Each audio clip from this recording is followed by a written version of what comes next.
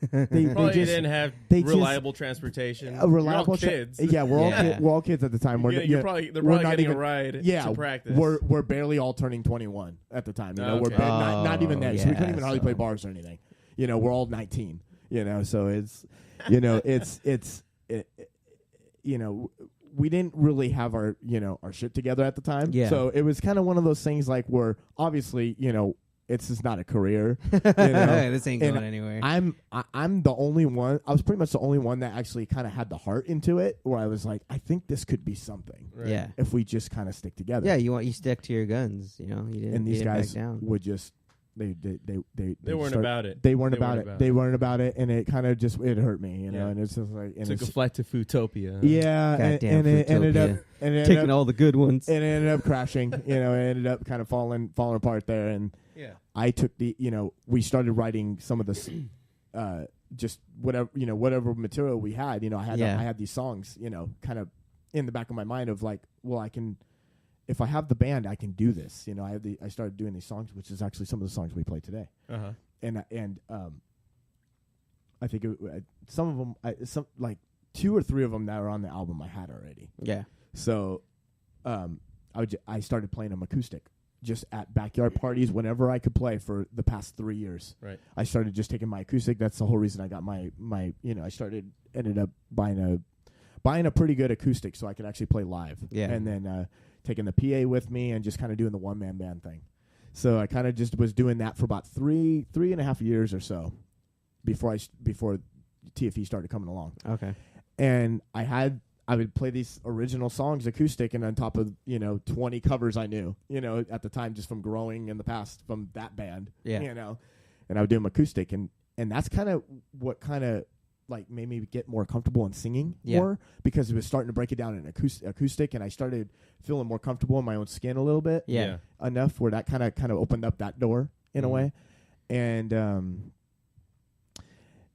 from then on out, I playing these little backyard shows that I would do. I just wanted to really start a band, and I'm like, I want to get this going again. So I ended up. How'd you find Drew? Yeah, how did that Drew, I ended up finding he actually had a Craigslist ad out that he had online. I put out looking for a bassist at the time. I wasn't even thinking of if it was going to be anything. I just needed a bass player to start off, because I feel like Drew was trying to post in the personal the penny savers. Yeah. What is it? The seeking a man. Oh, the man seeking seeking other man who plays bass. Or who needs 90s bassists. Did he reply to your email with send nudes? Oh, dude. must send nudes. No, me, not you. Right. Somebody told me to wouldn't put it past him. Yep. Somebody told me to create. They were telling me like, have you ever tried Craigslist to find musicians? I said, no, I've never heard of that. Like is that pretty good? Yeah. And they're like, it works.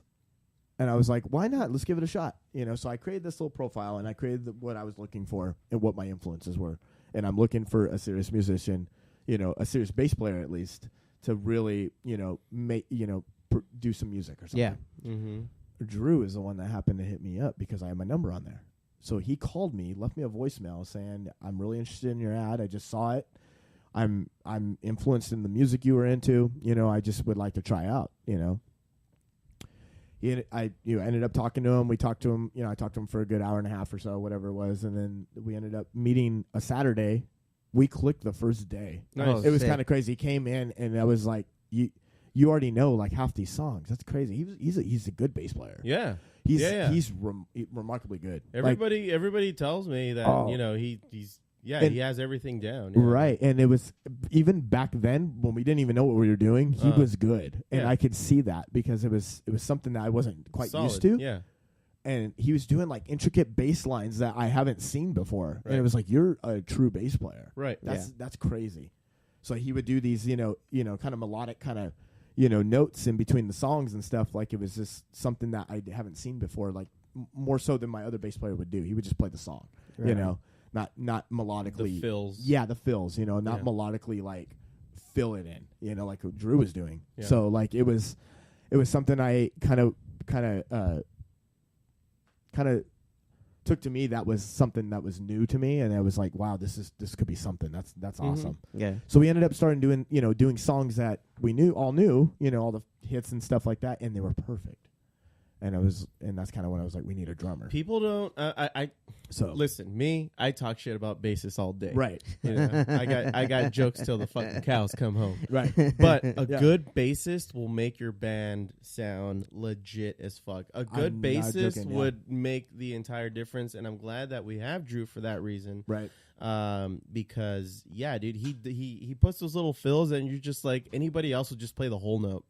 Or just 4 quarter notes and just move on with your life. Right. Yeah, that's what I enjoy about having Drew in the band. Yeah, he's got his own unique style about him. That's just it. Kind of sold me, I guess. Where it was, and you see it too, where it's kind of one of those things that's just like, that's Drew, and everybody that sees him, says he's remarkable, and which he is. I mean, everybody knows he is. And right. It's kind of he makes those songs so. Much better, I guess, right. than they should, like, than they could be or whatever. Then they could be so much more simpler than that, and he just adds to it. Yeah, and which is awesome. So how long with you and Drew and the pretty much the inception of the TFE? The TFE is a little redundant, is it not? Because the T in the TFE is also saying the. I think so it's just the Fallen Electric. Yeah, I think it's just no, TFE. it's just TFE. I should say the before that. Yeah, I get that. Right. Anyway, Moron. what the fuck was I gonna say? Let's talk about me. Yeah. How long into do we have to? How long into you being with Drew did you bring me on? Like, how long have you already been doing your thing? So we were doing our thing for, I want to say a few months before we got our first drummer John, who came on, and he was actually through a friend of mine that introduced me to him when I was in college, and I was doing college at the time. Right before this is the start of the whole of TFE. Pretty much when I was doing my college years, and I was going to a community college at the time. Thinking it was the right thing to do. Yeah. At the time, so there's nothing wrong with college, by the way. Oh yeah. No, definitely stay in school, kids. Anyways. Yeah, but hey, I have my degree. Yeah. In what, by the way? By the way? In something very important. Yeah. Yeah. Yes. Okay. But more on that later. Yeah, probably. It's working right now. Yeah, sure. Don't drop out of college, and be a rock star. Do not do that. I'm doing both. Yeah, but continue, Jimmy. So we were doing our thing for, I want to say about 2 or 3 months before we got our drummer. Our drummer came along through my buddy, and we ended up jamming with him. It clicked for the time being because it was we were learning the songs. He was actually an okay drummer. He knew all the he knew all the songs at the time too. So we ended up being a 3-piece for a good 4 years. I want to say a good 4 years. So maybe 3.5 years. Yeah. But because that's all because I thought we were just going to be a trio. Yeah. Well, like the rest of our life. I was like, this is a trio. I'm completely 100% happy. Yeah. I don't want to change the sound. Nothing. I was completely like just stuck in that way. I get it. Of like, I love being a trio. Dude, Police. We wouldn't be the first trio. No. Yeah. I get it. Dude, influenced by the Police, Green Day, Nirvana, everything. The trios. The trios are amazing. I'm sure, and Muse is coming out, but Muse, and they're a trio. Just never thought I would change it. Whatever. So we ended up. Long story short, ended up switching a couple of drummers out at the time. So first drummer left, other one came in. Didn't have really the time because he was got a lot of he was doing a lot of stuff with school, a lot of stuff with college, so he had to opt out of the band. Mm-hmm. And then another one came along, didn't really work out at the time. We had him for about, I want to say about 8 months or so. Mm-hmm. All right. Just things kind of fell apart. Didn't really work out. Ended up getting Travis at the time. Travis is. How'd you find Travis? Travis, same way. Okay. I ended up doing the personal section on doing Craigslist? the same thing. Well, if I can find Drew, he sent you a nude. He sent me a nude. I'm gonna find on a beach. I'm gonna try this again.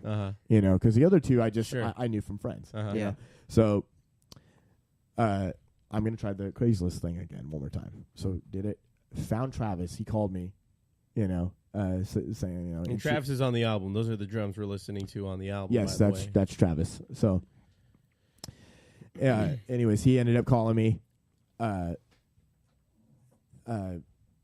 Ended up, we ended up jamming a little bit, and it instantly clicked because Travis is an amazing drummer. He really is. It was like it was kind of something. He had chops that I never had in this band before. Yeah, at the time. So that was kind of something that was a little awesome to see. Because it just was like something I wasn't quite used to. It's just like what I just how I mentioned earlier with having a great bass player who can have those intricacies and little fills here and there to not just make it 4 quarter notes in every fucking measure. You have this guy kind of getting fancy with the fills and some splashes and playing around with a bunch of other things that would any other drummer that maybe you've had before was just giving it the regular kind of just kind of giving it what it needs, but it wasn't quite It wasn't going to take it to the next level. Yeah, he wasn't putting the earrings on it, if you will, Right. So like it was one of those things. Back to your question of how I thought of the name. This was about the time when we had our first drummer at the time. So I'm sitting at the time at work because I work at a restaurant, everybody. So, I'm sitting there on break at the time, eating and whatnot, and I see this.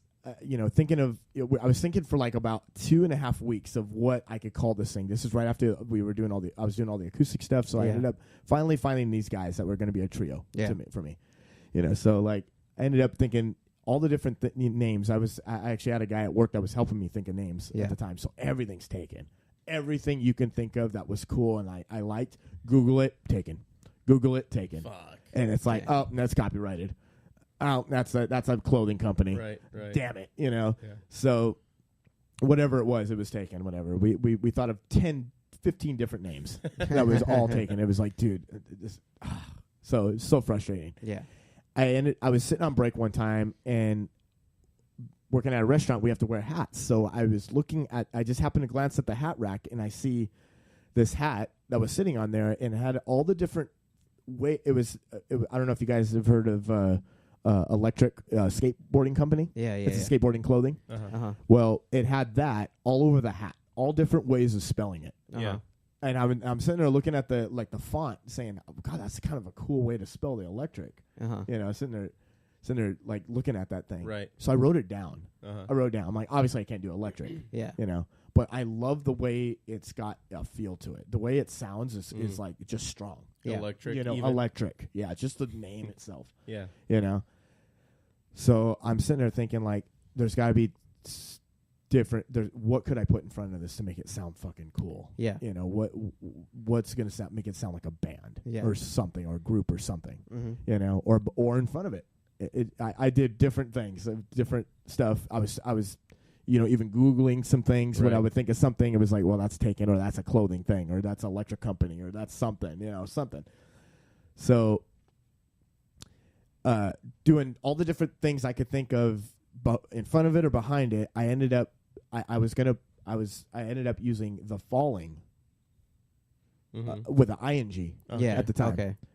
And I said, my buddy that was helping me at the time think of names, I showed it to him. I said, what about this? It's not taken. The falling electric. And he looked at it. He goes, that's good.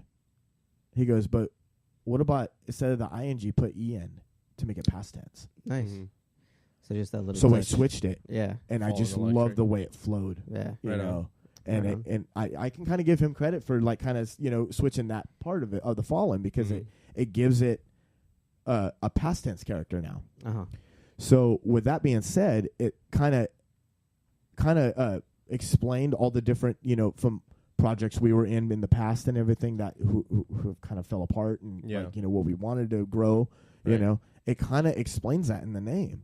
And with the electric, it's everything from, you know, instruments we play to the energy we produce in music to music in general. Right. It's electrified. Yeah. Through all our bodies, through, you know, we're energy. Yeah. So that's kind of what the electric comes in. The fallen is the past that, you know, that we've all kind of came from. Yeah. You know, to develop this now. Okay. So that's kind of what the name, that's kind of how the name what it represents. Yeah. Like your story up until now.